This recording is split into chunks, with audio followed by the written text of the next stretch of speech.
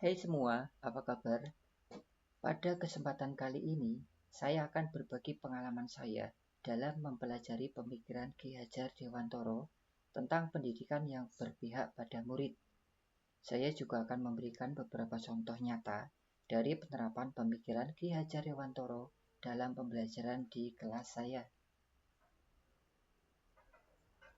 Namun sebelumnya, perkenalkan, nama saya Sugeng Riyadi. Saya merupakan salah satu peserta pendidikan guru penggerak angkatan 11. Semoga video ini bisa menginspirasi orang lain untuk melakukan pembelajaran yang lebih baik dan bermakna. Tonton sampai selesai ya. Salah satu tokoh yang kita kenal di bidang pendidikan adalah Ki Hajar Dewantoro. Beliau merupakan pahlawan pendidikan nasional Indonesia yang mempunyai pengaruh besar dalam sejarah perjuangan bangsa. Beliau merupakan pendiri Taman Siswa, sebuah lembaga pendidikan yang mengembangkan konsep pendidikan, khususnya sistem Among. Sistem Among merupakan pendidikan yang berpihak kepada murid, yang memberikan kebebasan, kreativitas, dan tanggung jawab kepada mereka. Sistem Among ini juga menghargai kodrat alam, kebudayaan, dan kebangsaan sebagai landasan pendidikan. Pendidikan merupakan salah satu aspek penting dalam kehidupan manusia. Pendidikan dapat membentuk karakter, potensi, dan masa depan seseorang.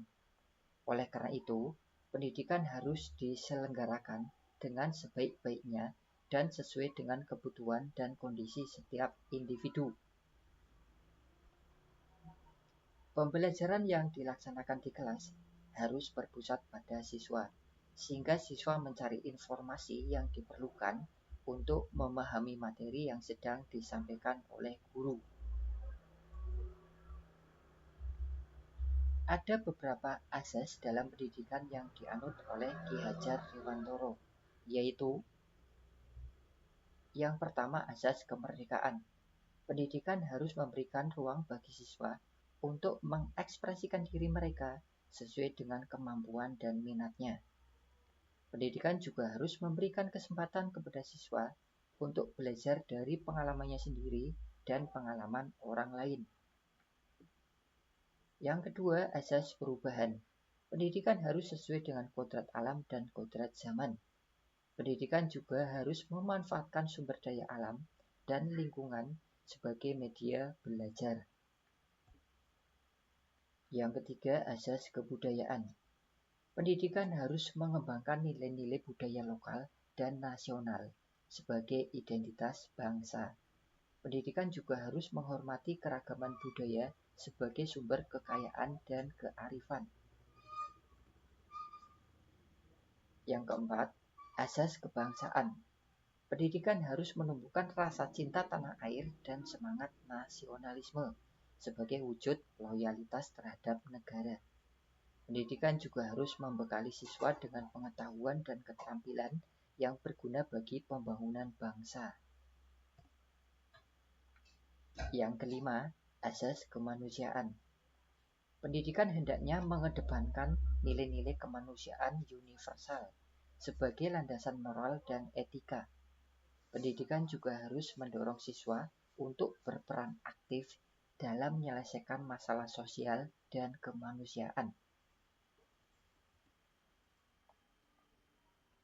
Inspirasi pembelajaran Ki Hajar Dewantoro antara lain. Yang pertama, menggunakan teori Trikon. Teori ini merupakan singkatan dari Tri Pusat Pendidikan, Keluarga, Sekolah, dan Masyarakat. Tri Tunggal Pendidikan, Guru, Murid, dan Lingkungan. Dan Tri Krama Pendidikan, Ing Ngarso Sungtulodo, Ing Madyo Mangunkarso, dan Tuturi Handayani. Teori ini mengajarkan bahwa pendidikan harus melibatkan semua pihak yang berkepentingan, yaitu orang tua, guru, murid, dan masyarakat. Pendidikan juga perlu menciptakan suasana yang kondusif bagi proses belajar mengajar, yaitu guru sebagai teladan, murid sebagai subjek efektif, dan lingkungan sebagai sumber belajar. Pendidikan juga harus menerapkan prinsip kepemimpinan yang efektif, yaitu guru sebagai pembimbing di depan, penggerak di tengah, dan pendorong di belakang. Yang kedua, menumbuhkan daya cipta, rasa, dan karsa.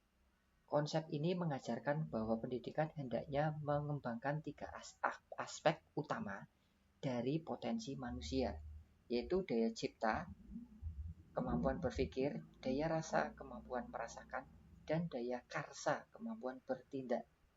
Pendidikan harus memberikan stimulus yang dapat merangsang daya cipta siswa untuk mencari pengetahuan baru dan menyelesaikan masalah. Pendidikan harus memberikan pengalaman yang dapat menumbuhkan daya rasa siswa untuk menghargai nilai-nilai estetika dan emosional. Pendidikan harus memberikan kesempatan yang dapat mengasah daya karsa siswa untuk mengaplikasikan pengetahuan dan keterampilan mereka dalam kehidupan nyata.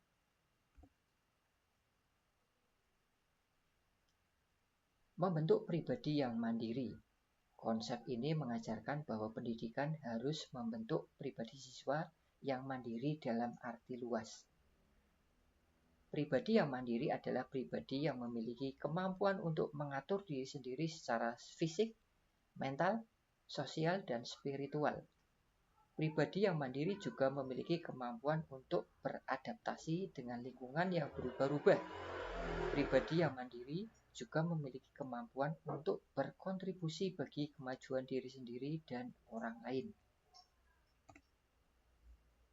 Pendidikan harus relevan dengan kehidupan. Konsep ini mengajarkan bahwa pendidikan harus relevan dengan kehidupan siswa saat ini dan masa depan. Pendidikan harus memberikan materi-materi yang sesuai dengan minat, bakat, dan kebutuhan siswa. Pendidikan harus memberikan metode-metode yang efektif dan menyenangkan untuk membantu siswa memahami dan menguasai materi-materi tersebut. Pendidikan juga harus memberikan aplikasi-aplikasi yang bermanfaat dan berguna untuk menghubungkan materi-materi tersebut dengan kehidupan nyata. Siswa membutuhkan kebebasan dalam belajar dan mengembangkan kreativitas yang dimilikinya. Tak lupa siswa juga mempunyai tanggung jawab baik di dalam kelas maupun sekolah. Saya juga mendapat pengetahuan baru bahwa pembelajaran yang dilakukan sesuai dengan kodrat alam dan kodrat zaman. Saya termotivasi untuk terus belajar dan berkembang sebagai guru serta warga negara yang baik.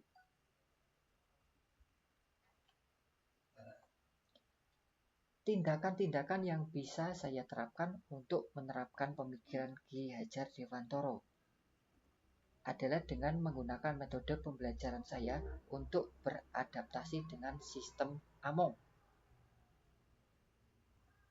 Dalam pembelajaran nantinya, saya akan menggunakan pendekatan pembelajaran kontekstual dan berbasis masalah untuk mengajarkan materi tentang permasalahan sosial di Indonesia, di mana sebagai guru, saya dapat memberikan konteks permasalahan, misalnya tentang kemiskinan, kesenjangan, korupsi, intoleransi, atau konflik.